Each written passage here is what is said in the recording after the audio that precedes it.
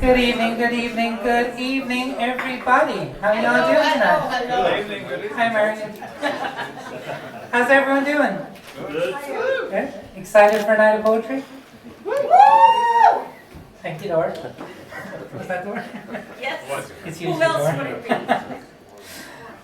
Thank you all for coming to one of my favorite nights of the month, every month. It is all lovely to see faces, both new, old, and in between. And some of the very familiar faces. So we have a lovely night. We have a packed open mic already. But if anyone else has not got a chance to sign up who would like to, please make your way over to Dor. She is the lovely woman who's here every month with her hand up. Not hard to find. We have, before our open mic, we have a brilliant poet for you this evening, many of whom you will have seen him before. He's been here a couple times before on the open mic. I'm very excited to introduce Mr. Colm Scully. Colm is a poet and poetry filmmaker, which is hard, from Cork. We won't have that against him. That's nice.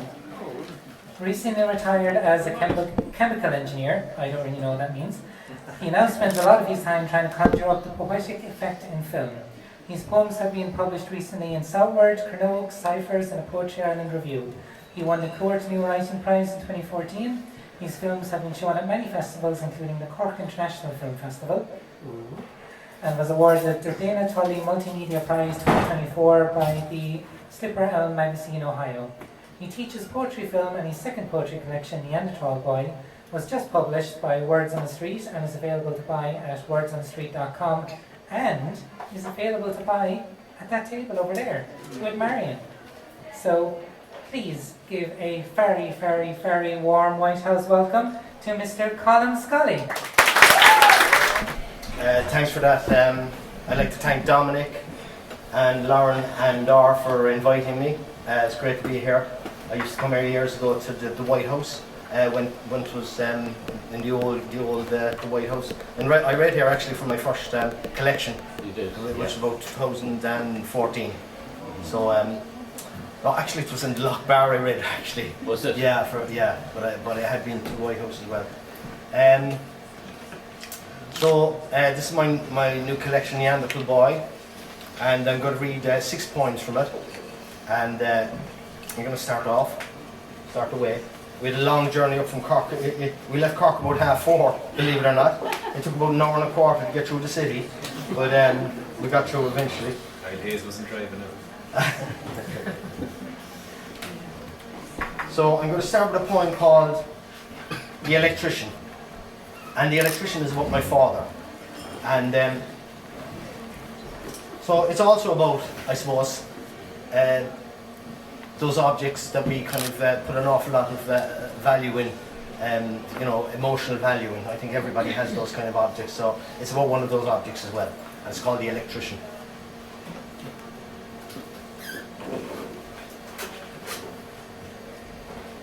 There's a sweet spot on his pliers. With a squeeze, I cut the garden wire, then wind it around the bamboo cane. No matter what, I always find it, where the ridges meet, below the eye. If a stranger tried it, they'd throw it to one side. But Dad always caught the cable and spun the pliers gently, working it as a blade. With a sharp pull, he'd reveal copper, pointed, ready for connection, blue, green and brown. I retrieved it from his toolbox and used it on occasion, and I'm no tradesman. Still, if there are sunflowers to be staked or a cable to be cut, I'll grab its taped up handle, and together we'll find that sweet spot.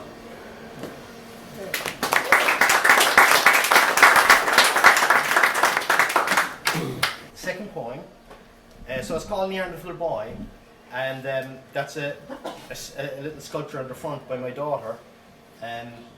In transition here, and actually I thought it matched the title, but I'm going to read the title poem.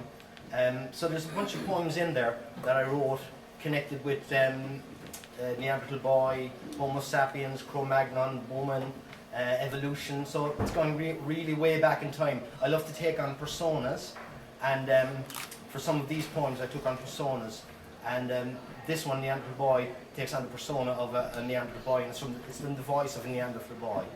And anthropologists and think now that, you know, Neanderthals weren't quite as slow or stupid as we think they were, as we used to call, you know, people were Neanderthals before. They were quite advanced, but the thoughts at the moment are they lived in parallel with Homo sapiens, and in fact in conflict, and they may have interbred, but Homo sapiens perhaps wiped them out. So I'm kind of exploring these things in my poems, this theme, because just to, I suppose, explore humanness really, and try to explore that. And this first poem, this next poem, is called Neanderthal Boy.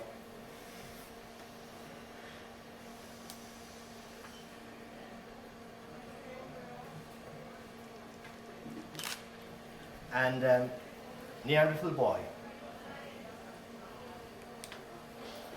These are the last few stretches of moorland.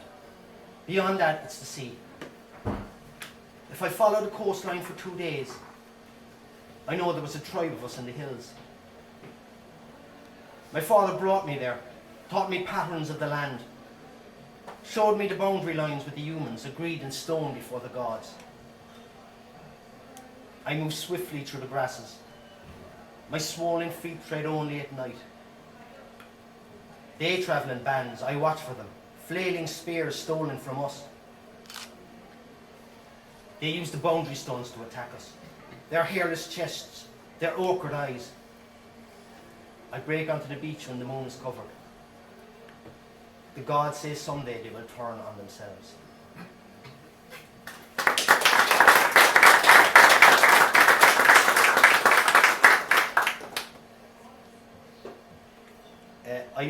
My first collection, there was quite a few humorous poems, and I think people expect my poems to be humorous then, but maybe there was a bit of humour in some of them. But this one is keeping with the same theme. It's called the Neanderthal, but this time it's from the point of view of a woman a human, Homo sapiens, who elopes with a Neanderthal, and the consequences.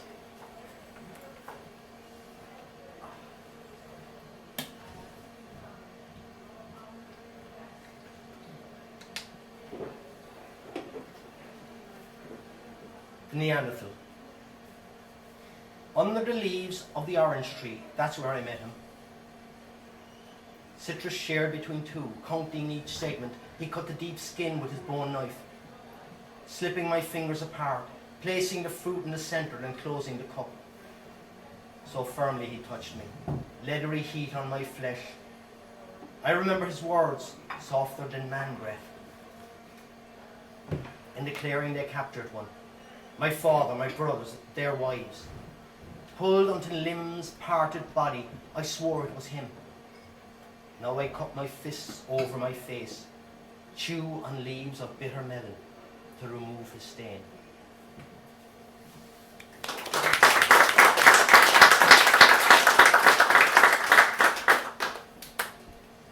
So I'm coming back now to more modern times.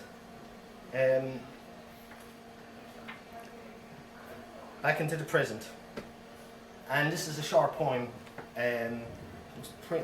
published in Offie Press, a nice online magazine. And it's called Meteor Storm, and it's just, my daughter is in it, and I'm talking to my daughter in it, and it was just, it was one of those nights where they said there's going to be loads, there's going to be a meteor storm. So we were down in Kerry in Ballinskelly, since it's a dark sky reserve, so it was brilliant. You were able to see all the sky beautifully, and the meteors, and you were catching meteors, and this poem came out of it. Shooting stars are out tonight. You and I are watching them. Blazes of dust too quick for the eye, or pinpricks burning out slow. We share our knowledge in the dark. The Great Bear, the North Star. Something bigger hangs above, floating east to west. How many nights do we get to see the Milky Way dissect the sky? It's like a question God might ask, scattered across the emptiness.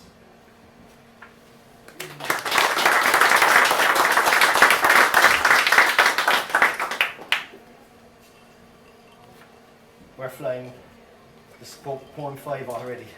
But as I say, I like to do persona poems and take a persona, the voice of a persona from history. And I do quite a bit of that. And this one it's a longer poem actually, so I haven't read it in public before. It's called Lord Protector. So this is the voice of Oliver Cromwell. And so some of you might find this funny. But you know, he's known to this parish as well, I'm sure. But he did spend a small bit of time in Cork. And this is in his voice when he was in Cork.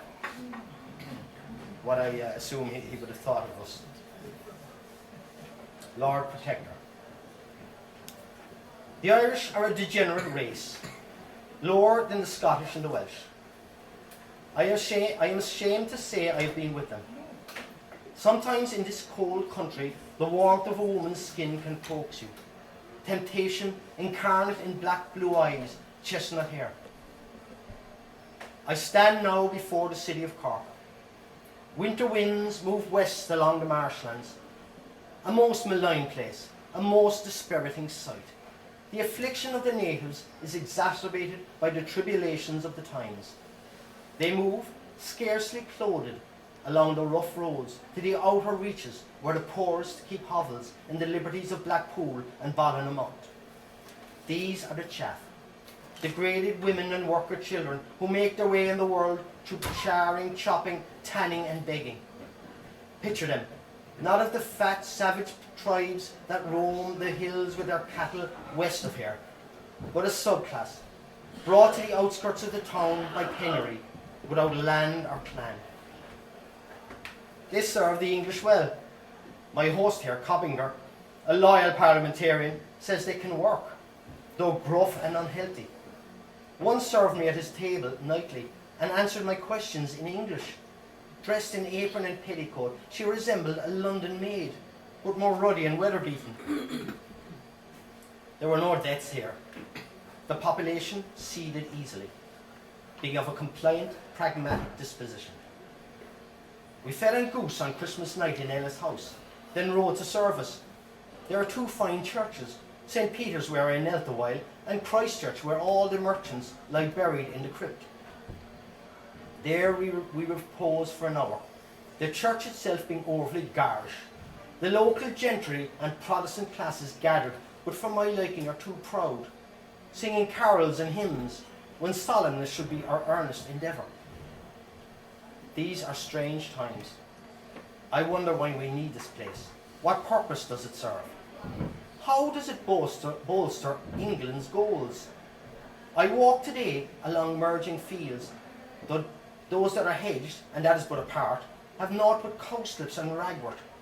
I even feel pity for the cattle, munching at grass hidden among the weeds. But they fare better than natives. I cannot see us gaining anything from this, except to quell expectations. They are all primitive papists, with mastons and iconography their trade. Crosses and virgin statues for sale on cramped city stalls, beside yellowed cabbage and putrid cheese. They've taken to planting potatoes lately, brought by that vain privateer Raleigh, its cultivation spreading west from Youghal. It may in time become a staple, suitable no doubt to feed and nourish the populace cheaply. They are a childish race, a subspecies, akin to the Indian or Negro, part animal, part man. You know this by their walk, their gait, hair untrimmed, full of lice. I was acquainted with a chief from Beara, O'Sullivan, brought before me at Limerick, as if I would sue for peace, or honour him as equal. Bare to his knees, rough wool shirt, deer fur across his shoulders, like some wild boar brought in to dry by the fireside. I think none of them can read, more like the beasts in intuition than men. Abandon it, I'd say, let it loose. Let this blood-soaked land fend for itself. As for the city, its islands and channels have been compared to Venice, in a dream, less like the flooded plains of Lombardy than London is to Rome. It's winter always, mist modulates the air, all is wet and dreary, and no proper buildings stand, except those 2 churches I lately spoke of. Oh, to be in Essex now, along a snow-lined path, bearing down on my home, readying my daughters for service, reading the good book to my loyal servants. But no, I'm here in Ireland, preparing for a new kingdom of righteousness and glory, one forever England.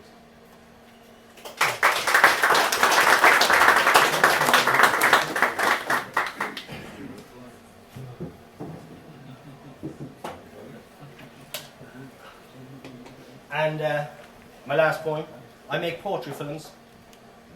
You can see my poetry films online, colmscully.com, if you like to. And I've made a poetry film actually of this last poem.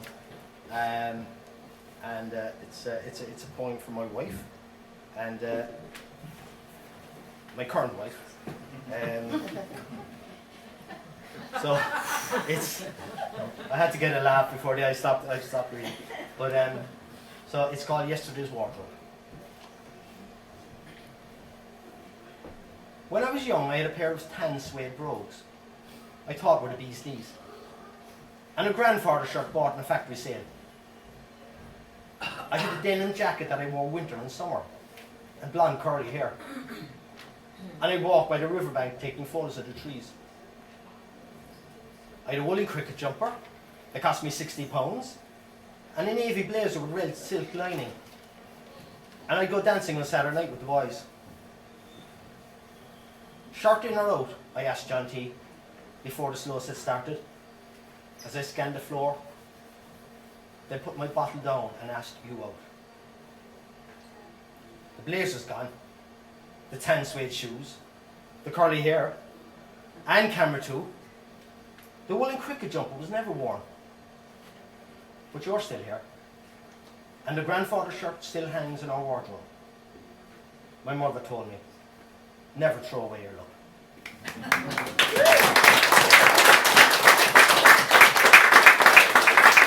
Thank you.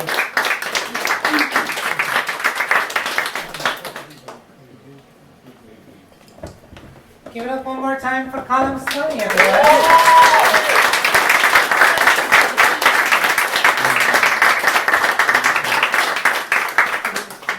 Colm, we would also like to send our regards to your current wife, as well as any previous and future wives. Thank you all so much, guys. I hope you enjoyed that. We are going to take a 5-minute break. Please go get yourselves a drink, relax, stretch the legs, and come back for a phenomenal open mic experience. See you in a few minutes.